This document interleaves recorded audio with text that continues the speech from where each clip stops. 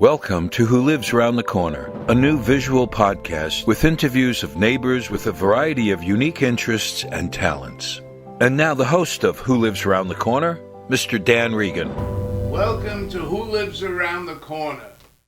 Today we have a very special guest, a true Renaissance man that goes in many, many directions. We've known him for over 20 years, and he is a true tribute to the community and what he gives back. I'd like to welcome Mr. Gerard DelColle to our podcast. Dan. Good to see you, pal. Good Thank seeing you for having me. And thank you for appearing. I think the people who are watching this podcast will be most interested in some of your great venues that you persist. Well, thank you. Where were you born, Gerard? I was born in Jersey City in 1953, the oldest of four brothers, and my youngest sister, Geraldine. Tell us about your occupational, where you provided security for your family. How did you get involved with the post office? Well, when I was in college at St. Peter's, where I played D1 basketball, I used to work as a casual in the United States Postal Service, 89 days. And I wasn't studying, so I got hired by the post office, and 39 years later, retired. And 39 years, that sounds like a sentence. It was a sentence, but in a good way. I had the honor to be the postmaster of Short Hills. Wow. Yes, it was a fabulous assignment. And you retired from them? I retired from them over 13 years ago. Wow, that's wonderful. Tell us about your art interests. Where did it begin? And where is it going? Sure. When I was a little boy, I always loved the Disney characters and the colors and, the cartoons. So I used to sketch. It just came natural to me.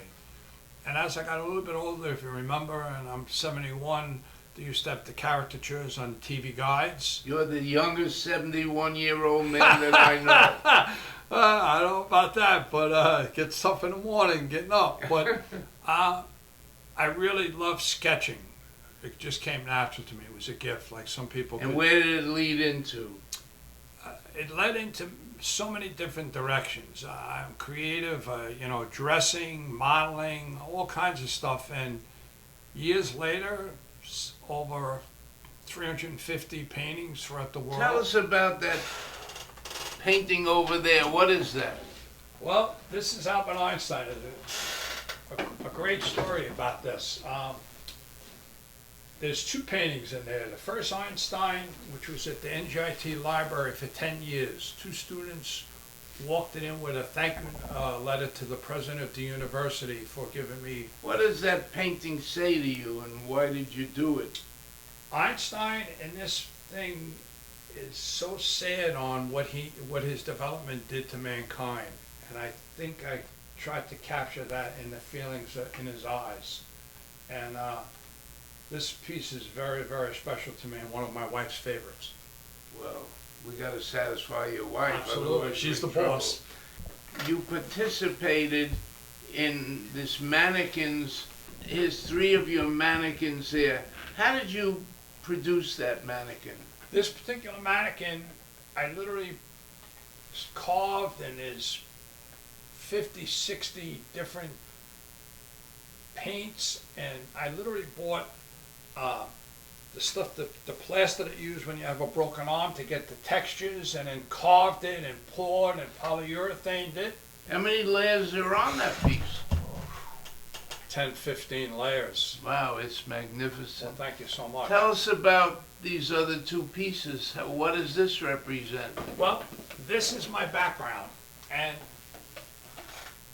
the dragon literally was a toy, and I used body parts to hold it, and it kept sinking. So all of a sudden it became like a flame of lava, like in the Game of Thrones. And then because of my background in martial arts, I also used the textures here, the ponytail, the weapons, the bow staff, the colors, the beads, the warrior's protection. It's a great piece. This one was a challenge. You challenged me to go to another level of materials and to do a futuristic Halloween kind of theme. So this is a goddess of creation with the goal dangling to entice you to come into our planet. That's my interpretation of this Where piece. is your art going in the future? I have no idea where it goes as long as I continue to create. Just love doing it so Let's much. talk about your writing, because you go in so many directions. Sure. When did you develop an interest in writing, and what are you writing?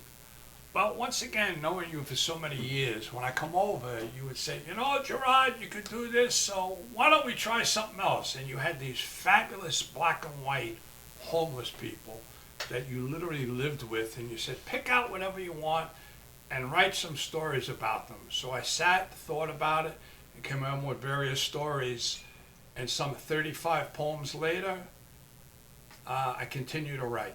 That's wonderful. Thank you. Tell us about when you went to work in the college, some of the professors and some of the things. You're not just parking cars for a security guard. You have this booth, and everybody came there for advice and everything like that. Tell us about your basketball coach. Well, I always engage. You can sit in a booth and be like a schmo, but I get out there and meet the people and greet them.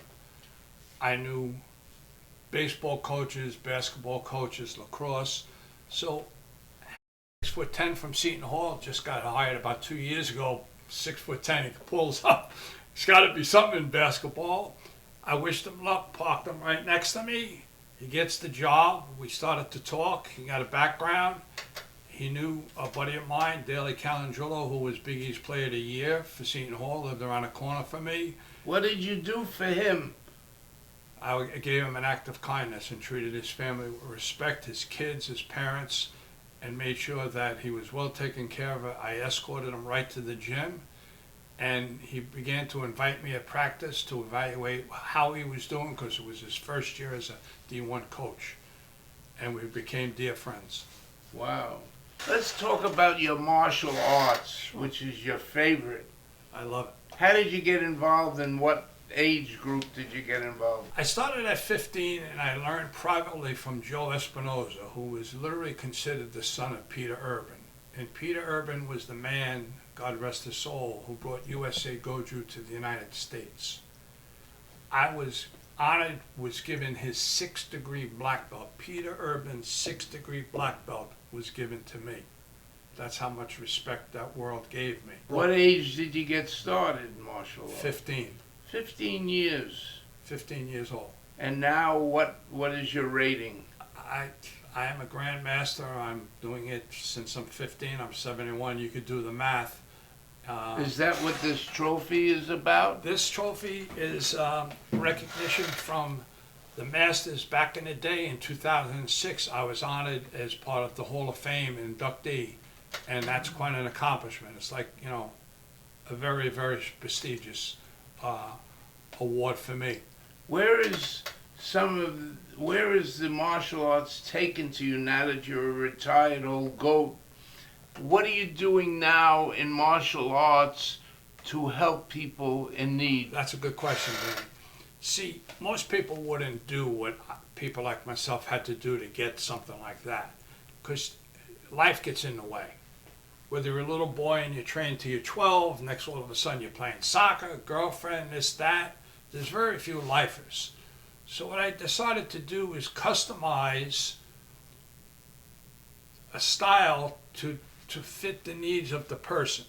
So I used to teach Timmy, who, the guy that inducted me, sent all of his high-ranked black belts to me because his material was there and he wanted them to get what Gerard had to offer. So I literally taught Timmy, who had cerebral palsy, sitting in a chair for 6 years. Wow.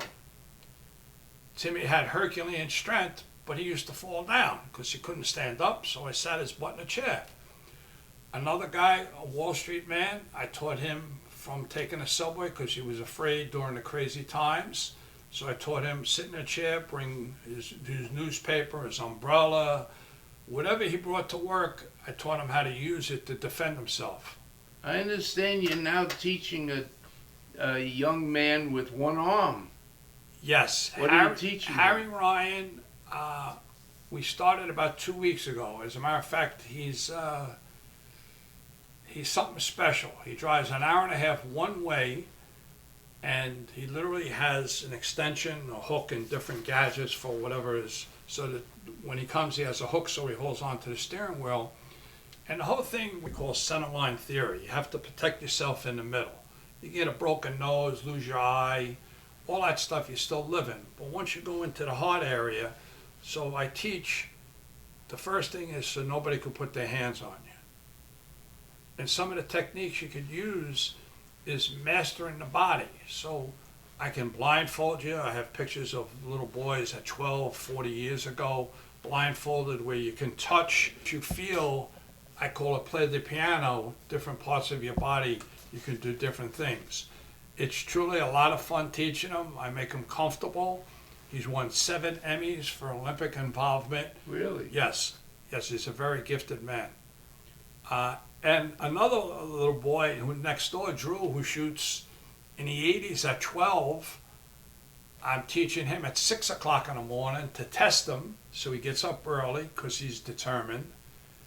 And we use all of his muscle memory, whether it's the golf stick, lacrosse, and I incorporate the weapons that he uses with the hand strikes for self-defense. And he only could use this, God forbid, ever happen, if while he was playing somebody tried to get him in the car. Because this is not what you normally would learn in a regular school. This is totally to protect yourself. I've seen you now devoting your time to give back to the community in martial arts for the handicapped, for the deaf, the blind, and you want to spread this out nationally. And would you like the people that are watching this podcast to donate some proceeds, revenue, so that you could spread your martial arts nationally for the handicapped? That would be a very, very kind gesture, which I really am looking forward to doing. I have a buddy of mine who has a school in North Carolina who designed the horse farm where he has a school there that I fly down there to teach all of his black belts. And I talk to Michael regularly on the phone. I also have a buddy of mine who's a publisher who's part of the autism projects, who just wrote a book on autism. I went to see him a few weeks ago. And there's so many directions you can take your martial arts. I was given so many gifts, it's time to give back. You're a real great guy. Could you do some of your writings and poetry, read one of your poems for our podcast people? I would be happy to. Let's hear it. Yes. This is about the seen or the unseen, believe it or not. In the blink of an eye, yes, less than a second, the vibration so great, it moves in another dimension. We live in the third for us to see, but hidden in plain sight are other worlds, yes indeed. Yes, it's magical perhaps, or make-believe. There was a time when we said, wash your hands to kill the germs that danced in the air, where no one could see. It's been some time since we've discovered, in fact you agree, that one of many discoveries were thought not to be. When you look around, all things in life first came to us from thoughts in night. Yes, some were dreams, others called it excitement, to go beyond and fly like a bird. Yet just look up, how far mankind has developed, the power held in one hand, the magic inside ourselves. The phone, it's been long ago we sent messages by smoke. And Pony Express. There are millions, even billions, that walk on this planet, each one so special that sets them apart. Some small and tall, yes, young and old. Do you ever wonder what makes them tick? There were 12 that were handpicked. One was called Doubting Thomas. So it is no wonder why most don't believe their faith in a higher power. Lots don't agree. For me, there's no question my faith in the boss, the King of Kings from above. So the secret, go within or go without. His home is in your heart. Always peace be with you. Remember this, what you think, you say, you will create. Now wonder why. How do you relax, Gerard? Well, for 35 years, I've built my labor of love in my backyard. I have a fish pond. I go out there. I have 2 bus rims that Uncle Sal built. That is a fire pit, and old to new old bricks that I made. And I just sit there, feed the birds, and enjoy a hot cup of coffee. And I love to entertain and bring people at my home. That's your form of meditation. It's my form of meditation, the stillness to be with one and enjoy. Well, God put you on this earth to do good for mankind. Thank you. And you sure do it. Wow. You're a true joy. Gerard, I want to thank you for coming on this podcast. Oh, thank you, Danny, so much. You're a true Renaissance man. Thank you. And for the people out there, use Gerard, any one of his venues, to express to the community what you benefit by and give back to people. And you're a true joy to know you as a friend. I love you very much, Danny. Thank you so much. Thank you. If you have or know of a neighbor with a unique interest or talent, please get in touch with us with their contact information and please include their unique interest or talent. Email us at wholivesaroundthecorner@gmail.com. Goodbye for now. Thank you for joining us for this edition of Who Lives Around the Corner, a new visual podcast of neighbors with a variety of unique interests and talents, with host Dan Regan, brought to you by Rockland World Radio and Modern Metro Studios.